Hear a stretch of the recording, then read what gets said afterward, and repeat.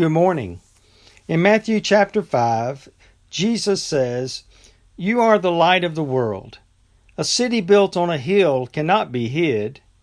No one after lighting a lamp puts it under the bushel basket, but on the lampstand, and it gives light to all in the house.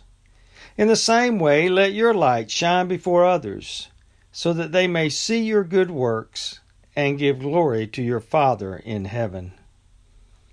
In 1780, a bizarre, near total darkness fell on eastern Canada and the America's New England states at around 2 p.m. The now so-called darkness of 1780 is thought to have been caused by smoke from a massive forest fire in southeastern Canada. At that time, the members of the Connecticut House of Representatives adjourned in fright. There were rumors of the end of the world, or at least some sort of horrible natural disaster. But the Connecticut Council, that is later to be known as the State Senate, did not adjourn. The council member from Stamford, Colonel Abraham Davenport, countered the panic with a proposal of his own. "I am against an adjournment," he said. "The day of judgment is either approaching or it is not. If it is not, there is no cause of an adjournment. If it is, I choose to be found doing my duty. I move that candles be brought and we proceed to business." And so they brought in the candles. Think with me for a moment. Do you remember anyone so steady in unsteady times, showing you the illumination of Christ? Who was that for you? Remember how good it felt to be reminded of Jesus' presence? Think on that for a moment, please. When I was a child, part of my life was spent in the care of Aunt Grace and Uncle Artis. A group of us children were left to roam all over the farm and get into the outbuildings, or to go out into the fields and, in our playfulness, to pick up clods of dirt and throw them at one another. A sort of South Georgia snowball fight, except we didn't get much snow there, but there were plenty of dirt clods. Come lunch, sweat combined with field dirt meant we were muddy from head to toe. Aunt Grace called us into lunch where steaming bowls of vegetables and plates of meat awaited us upon white tablecloths. Aunt Grace called us in and then halted the dirty herd at the back porch. "I ought not allow you to eat on the back porch, much less at my table." Wow, I was a child. I was so filthy. I was also so very hungry. I wanted to cry. She let us eat at the table, with that tablecloth and all. We were invited to the feast. Do you remember how good it felt to be so hungry and someone fed you? Not that squeaky clean Facebook version of yourself, but they fed the actual person that you are. Look back upon that memory today.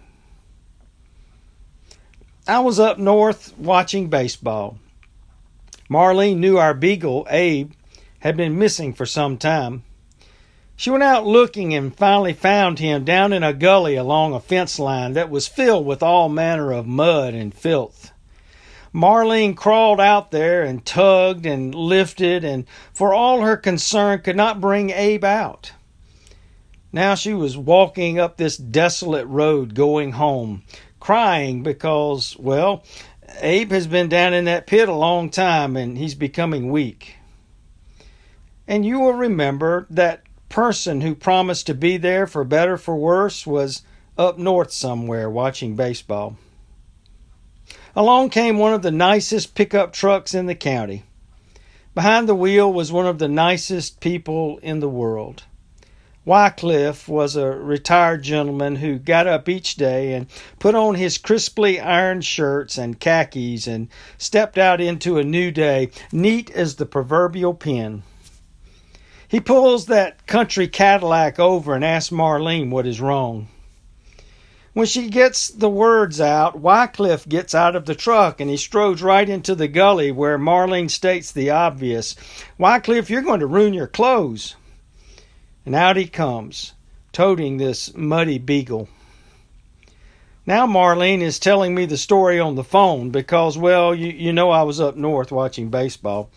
I said, so Wycliffe put Abe in the back of his truck and took y'all home? Marlene said, no, he put me and Abe and now his own muddy clothes and shoes into his truck and took us home and got us situated there. Do you remember how good it felt to be so utterly defeated you were going to give up? And someone came along and picked you up. And I don't just mean physically. Picked you up, beagle and all. Picked up whatever needed to be lifted up. And didn't give a care for their clothes and cars and anything except the care of your life. Turn the pages of your mind back and remember that for a moment. A man was staggering home, having had a bit too much to drink, and he didn't pay any attention to the street side construction going on. He just staggered through barriers and flashing lights, and like our beagle, ended up falling into a very deep hole. He tried and tried to climb out to no avail. Finally, he was only left with, "Help! Help!" A congressman came by and, seeing the man was down in there, really deep, shouted down, "I can't help you out. You'll never be able to vote from down there.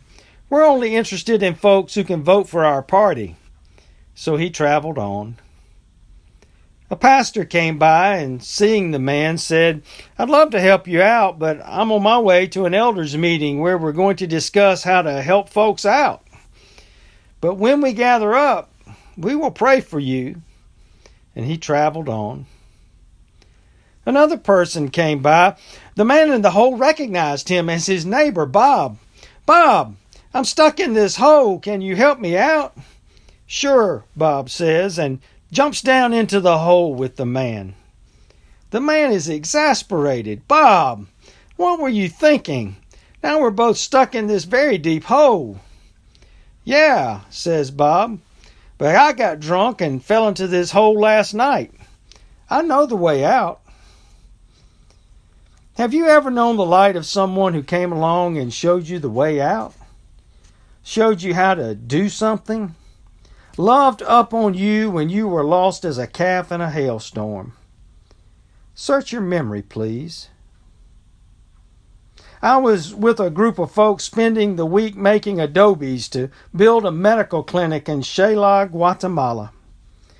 Now we're in Houston trying to get home from Guatemala. We have to go through customs and then inspections all over again. We're not going to make our flight. I'm beginning to despair that we're going to spend the night there in the airport. Then I hear a man who's talking with one of our team members. He says, "So you're a mission team trying to get home to Carolina." He must have been a teacher, because in his best teacherly voice he shouted, "Listen! We've got a mission team here that's about to miss their flight home. Let's put them at the head of the line." And folks parted like the Red Sea, and we slid through TSA to a lot of laughter and smiles. I ran ahead of our team. They were still putting their belts and shoes back on. I ran up to our gate and said, "Ma'am, there are 12 people behind me anxious to get on this plane. Please don't close this gate." "Well, I've just put 13 people in your seats." "Oh, please, ma'am. We just want to go home." She took 13 people out of those seats and honored our tickets. Have you ever known the light of someone who made a way for you so you could get to a place where folks would love up on you and give you a hot shower, pull up the covers on your tired body? Have you ever known the light of someone who made a way for you, and because they did, you arrived home? Think about it.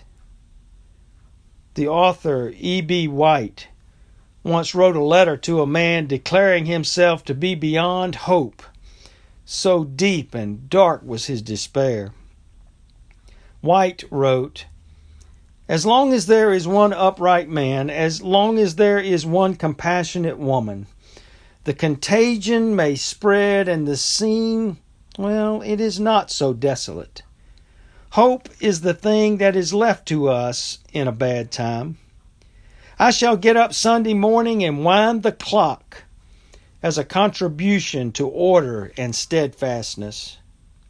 He goes on to express, sailors have an expression about the weather. They say the weather is a great bluffer. I guess the same is true of our human society. Things can look dark, then a break shows in the clouds and all is changed, sometimes rather suddenly. It is quite obvious that the human race has made a mess of life on this planet. But as a people, we probably harbor seeds of goodness that have lain for a long time, waiting to sprout when the conditions are right. Man's curiosity, his relentlessness, his inventiveness, his ingenuity have led him into deep trouble. We can only hope that these same traits will be able to claw his way out. Hang on to your hat. Hang on to your hope. And wind the clock, for tomorrow is another day.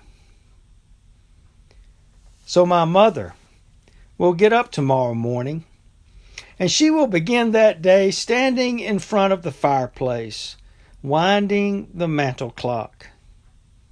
If I stand still for just a moment, I can see her there, winding the clock to mark the beginning of another day.